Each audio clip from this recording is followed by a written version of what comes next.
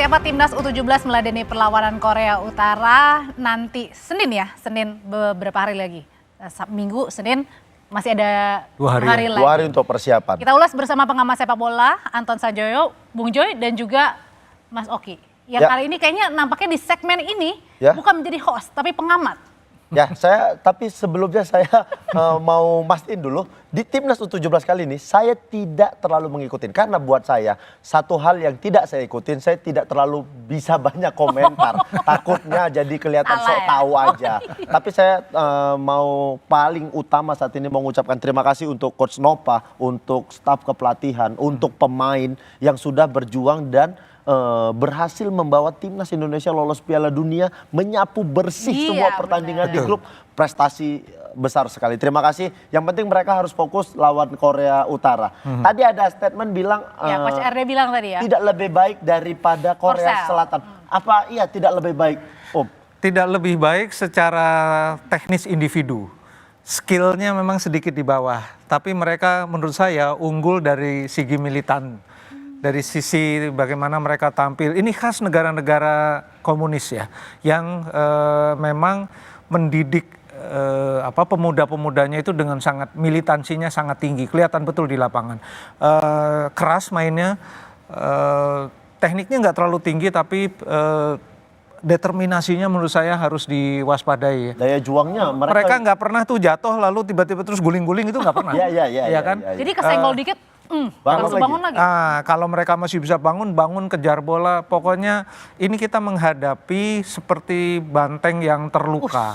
Nah, ini yang harus diwaspadai. Tapi benar saya lihat Coach Nova ini ya, bener-bener jaga ini anak-anak U17 ini kan secara mereka dewasa belum, tapi udah lebih dari remaja gitu kira-kira.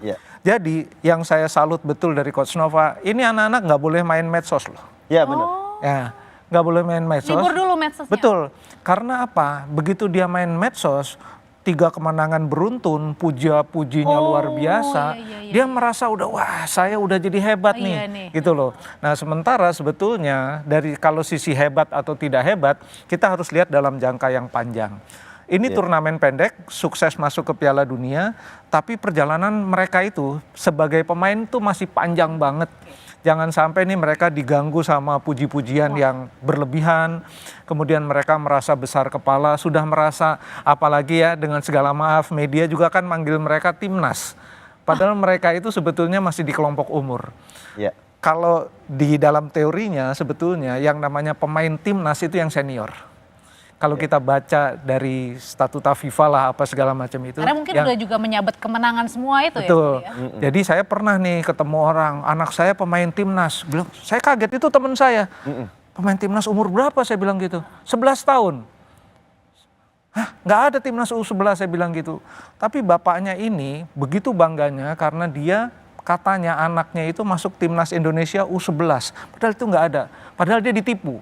Ditipunya dia disuruh bayar 40 juta waktu itu beberapa tahun yang lalu supaya anaknya bisa dibawa ke luar negeri, waktu itu ke Kinabalu kalau nggak salah, ke Sarawak untuk main on behalf Indonesia. Tapi bukan timnas. Ini juga mantan pemain timnas kan? Oh kalau saya nggak sempat ya, saya seleksi saja.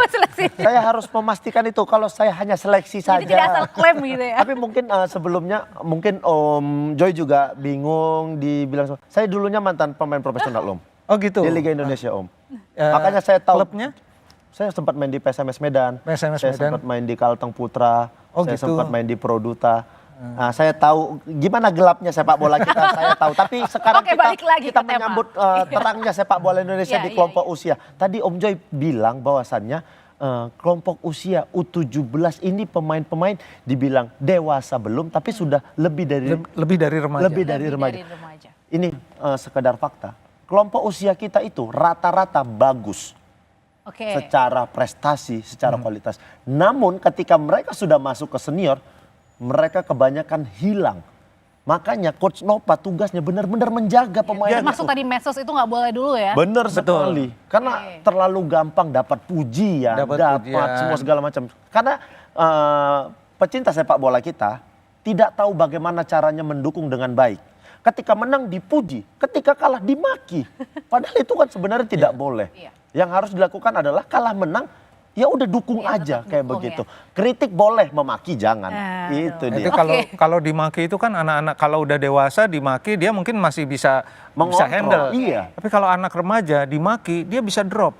Oke. Waduh, takut main dan segala macam. Belum lagi betul kata Oki, kalau pemain remaja dia sudah mengenal dunia di luar sepak bola, pacaran lah, ya kan pacaran. Iya. Maaf ya, pacaran sama artis, Iya, pacaran iya. main Oke. iklan, dipanggil ke istana dan segala macam. Jadi- Dia ngerasa perjalanan saya sudah selesai. Fokusnya berbeda. Oke, Gitu. tapi Punca balik lagi pada saat nanti kita mau melawan Korea Utara nih. Kalau Iya. kemarin kita wah semuanya kita unggul semuanya. Nah, kalau ini wah Peluang menekan seperti nih. apa? Peluang Iya. kita lawan Korut Korut. seperti apa Om?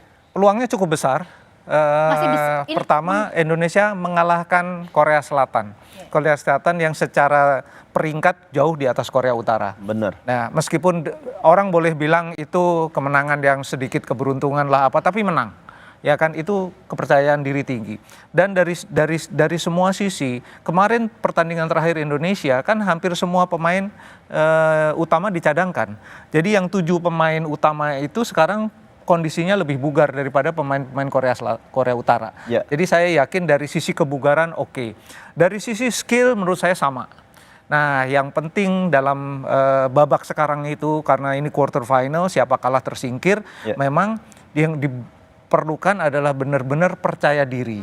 Percaya diri bahwa saya bisa mengalahkan siapa saja dan bisa kan kemarin ngalahin Korea, ngalahin Yaman, semuanya dikalahin sama Ya. Indonesia. Bahkan dari sejak kualifikasi Indonesia hanya kalah sekali lawan Iran itu dalam pertandingan uji coba. Uji coba. Irannya sendiri tersingkir. Iya. Gitu loh. Jadi dari sisi kepercayaan diri ini anak-anak punya mentalitas yang oke. Dan peluangnya masih besar. Sempat saya ragukan waktu lawan Korea kan nggak banyak nyerang.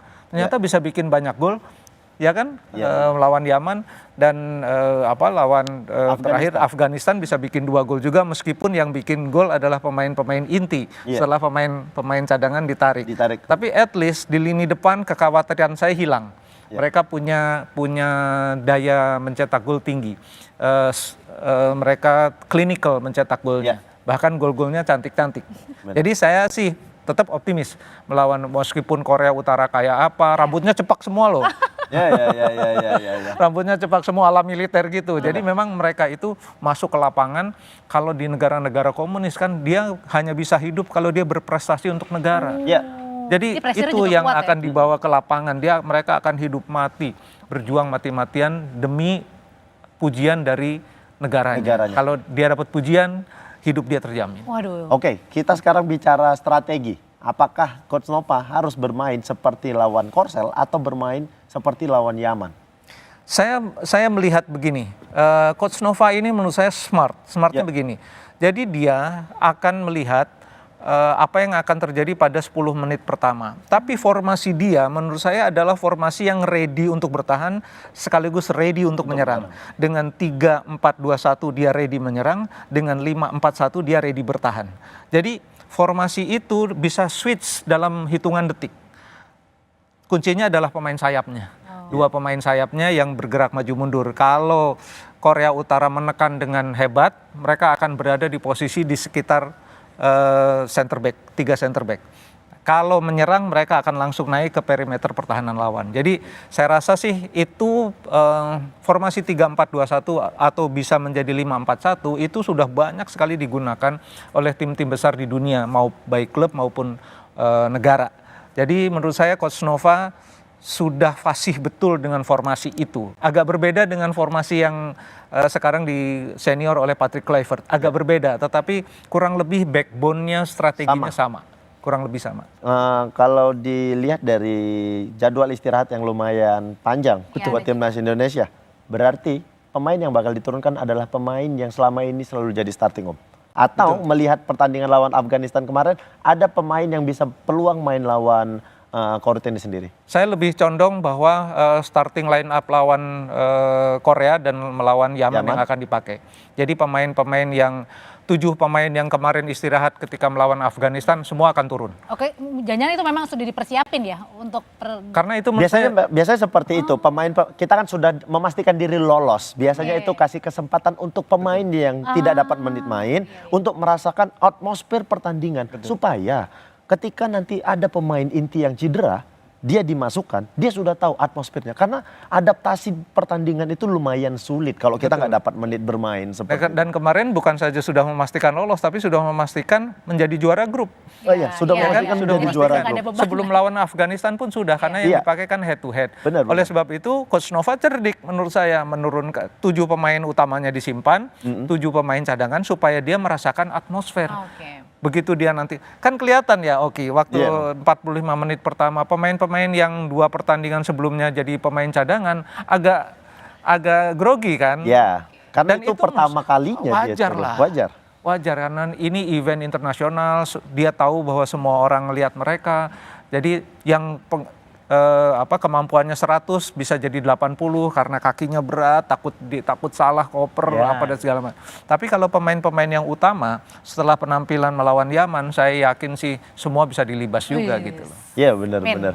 Mereka sudah punya kepercayaan diri, mereka sudah punya keyakinan untuk turun ke lapangan kayak begitu. Makanya ini terima kasih juga sama Coach Nova memberikan kesempatan kepada pemain-pemain yang nggak dapat menit main supaya kalau misalnya dimainkan mereka udah siap aja. Betul. Langsung udah tahu nih atmosfernya. Karena kalau yang baru pertama kali tampil, meskipun dia tampil juga di kualifikasi, di putaran final beda atmosfernya, gitu loh. Dan ini kalau nggak pernah main kayak Oki nggak tahu. Gitu benar. Saya juga nggak pernah main sih, tapi saya suka main bola juga. Kalau saya memang saya pemain di salah satu klub profesional, tapi memang lumayan banyak cadangannya ya saya. Om, sedikit aja Om, prediksi pertandingan lawan Korea Om, prediksi skor aja Om. Nggak banyak-banyak sih, Korea pertahanannya oke, Korea Utara pertahanannya oke. Mereka determinasinya harus diwaspadai di lini tengah, banyak tackling di lini tengah, permainannya agak keras, di lini belakang mereka nggak ada kompromi, ya. Hajar aja gaprak-gaprak, mereka nggak peduli kartu dan segala macam. Kalau kita bermain dengan tim yang nothing tulus seperti itu, kita yang harus hati-hati. Nah ini saya nggak prediksi banyak-banyak sih, 1-0 atau 2-1, tapi leading. Ada nggak peluang sampai perpanjangan waktu Om? Selalu ada untuk babak knockout seperti ini, selalu ada. Oke, tapi kita bakal bisa menyelesaikan ini di 2x45. Saya yakin dengan satu gol atau 2 gol. Amin. Mudah-mudahan keyakinan Om Joy bisa terjadi di hari Senin nanti. Amin. Senin jam 9 malam ya? Senin jam 9 malam. Senin malam jam 21. Terima kasih Bung Joy. Terima kasih Om Joy. Ya, setelah ini